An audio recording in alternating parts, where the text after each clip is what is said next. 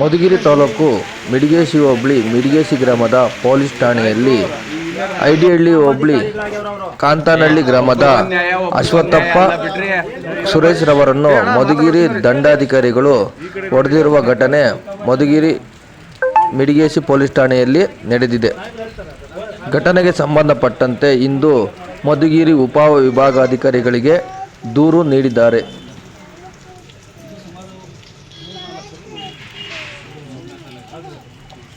ಸಾಹೇಬ್ರು ಏನು ಮಾಡ್ತಾರೆ, ಕೋರ್ಟಲ್ಲಿ ಇದೆ ಸರ್, ನಿನ್ನೆ ಏಕಾಏಕಿ police station ಕರೆಸಿದ್ದಾರೆ. Murugeshi police station ರಾಜ್ಯ ಸುರೇಶ್ ತಂದೆ ಕರೆಸಿದಾಗ ಏಕಪ್ಪ ಏನಾಯಿತು ಕೋರ್ಟ್ ಅಂತ ಕೇಳಿದ್ರು. ಸರ್ ಇನ್ನೂ ಕ್ಲಿಯರ್ ಆಗಿದೆ ಸರ್ ಅಂತ ಡಾಕ್ಯುಮೆಂಟ್ಸನ್ನು ತೋರಿಸಿದೆ ಸರ್. ಆಯಿತು ಅಂತ ತಹಸೀಲ್ದಾರ್ಗೆ ಫೋನ್ ಮಾಡಿದ್ದಾರೆ. ತಹಸೀಲ್ದಾರ್ ಹೋಗಿದ್ದಾರೆ. ಎಷ್ಟೇ ಹೋದ ಡೈರೆಕ್ಟ್ ಆಗಿ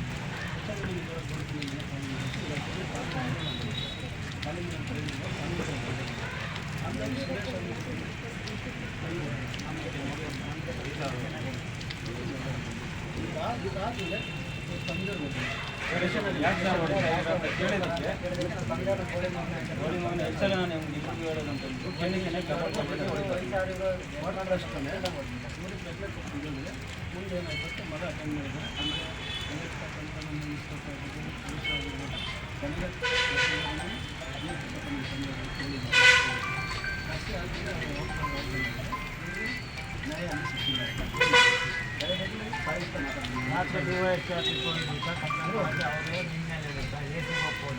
ಅವರು ಪ್ರಪೋಸ್ ಮಾಡಿದ್ರೆ ನಾವು ಬೇಕಾದ್ರೆ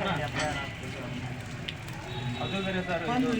ರಾಜಕೀಯ ಬಗ್ಗೆ ಮಾಡ್ತಾರೆ ಸರ್. ಬಿಜೆಪಿ ಕೋಟ್ ಹಾಕಿ ನೀವು ಬಿಜೆಪಿ ಕೋಟ್ ಹಾಕಿದ್ರಲ್ಲ ನೀವು ಏನಕ್ಕೆ ಅವಶ್ಯಕತೆ ನಿಮಗೆ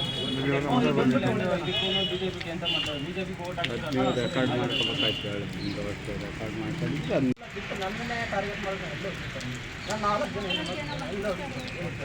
ಜನ ನಮ್ಮ ಮನೆ ಇಲ್ಲ ಸರ್. 90 ಎಕರೆ ಜಮೀನಿದೆ ಸರ್ ಗೋಮಾಳ ಅಲ್ಲಿ. 90 ಎಕರೆಗೆ ಎಷ್ಟು ಬೇಕೋ ಇವ್ರು ಮಾತ್ರ ಟಾರ್ಗೆಟ್ ಮಾಡ್ತಾರೆ. 90 ಎಕರೆ 1 ಎಕರೆ ಅಲ್ಲ 2 ಎಕರೆ ಅಲ್ಲ 90 ಎಕರೆ ಜಾಗದಾಗೆ ಇವ್ರ ಸೈಟ್ ಏನು ಬೇಕು? ನನಗೆ ಎಮ್.ಎಲ್.ಎ ಟಾರ್ಗೆಟ್ ತಡೆಯೋಕ್ಕಾಗಲ್ಲ. ಎಮ್.ಎಲ್.ಎ ನಾನು ಜಾಸ್ತಿ ಟಾರ್ಗೆಟ್ ಕೊಡ್ತಾರೆ ಸರ್. ಎಮ್.ಎಲ್.ಎ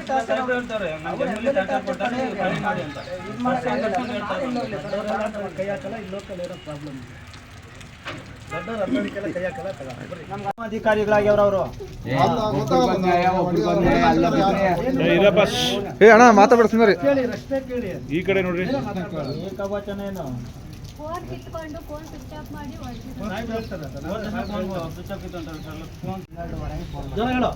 ಫೋನ್ ಮಾಡಿ ಅವರು ಅಶೋಕಪ್ಪ ಸುರೇಶ್ ಇಬ್ಬರು ಬರೀ ಸ್ಟೇಷನ್ ಬರೋದು ಸರ್. ನಾವು ಕೇಳಿದ್ರೆ ಯಾಕೆ ಸರ್ ಅದೇನಪ್ಪ ನಿಮ್ಮ ಜಾಗದಲ್ಲಿ ಸಮುದಾಯ ಭವನ ಗುరించి ಆ ಜಾಗ ಮಾತಾಡಬೇಕಪ್ಪ ಬರ್ರಿ ಅಂತ.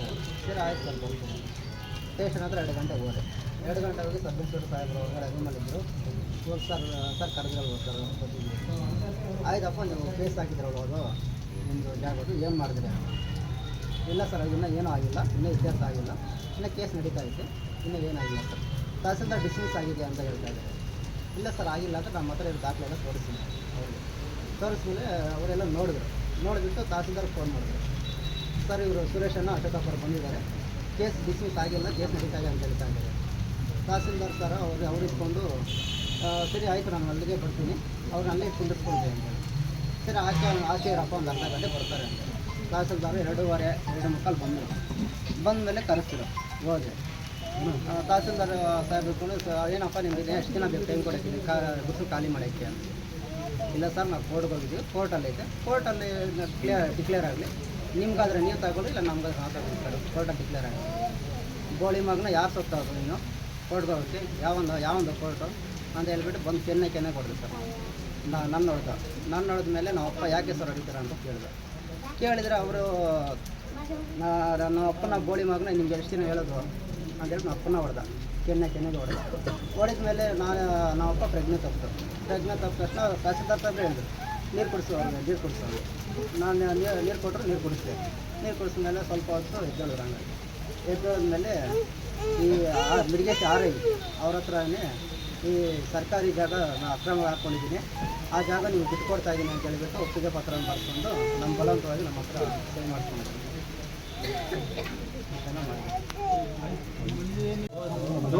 ವಾಯ್ಸ್ ಬರಲಿ. ಬರಪ್ಪ ಸ್ಟೇಷನ್ ಹೋದೆ ನಾನು. ಹೋದರೆ ಏನಾಯ್ತಪ್ಪ ಅಂತ ಕೇಳಿದ್ರು. ಮಗ ಏನೋ ಹೇಳಿದ್ರು, ಅಷ್ಟೇ ಸರ್ ಹೇಳಿದ್ರು. ಇವ್ರು ಬಂದು ಏಕಾಏಕಿ ಬಂದು ಅವರು ಹೊಡಿತಾ ಇದ್ದಾರೆ. ಯಾಕೆ ಸರ್ ಹೊಡಿತೀರಾ? ಅಕಸ್ಮಾತ್ ಕೋರ್ಟ್ನೆಲ್ಲ ಐತೆ, ಕೋರ್ಟ್ ಏನು ತೀರ್ಮಾನ ಆಗ ಬಿಟ್ಕೊಡ್ತೀನಿ ನೀವೇನೋ ಅಡ್ಡಕ್ಕೆ ಬರೋಕ್ಕೆ ಅಂತ ಹೇಳ್ಬಿಟ್ಟು ನನಗೆ ಚೆಂದಾಗಿ ನಾನು ಬಿದ್ದೋದೆ ಸರ್. ಅಷ್ಟೇ ನನ್ನ ಜ್ಞಾಪನ, ಮುಂದೆ ಜ್ಞಾಪನೇ ಇಲ್ಲ ನನಗೆ. ಏನು ಮಾಡ್ಕೊಂಡ್ರು ಏನು ಕತೆ ನಮ್ಗೆ ಸೈನ್ ಹಾಕಿದ್ರು ನಮ್ಗೆ ಗೊತ್ತಿಲ್ಲ.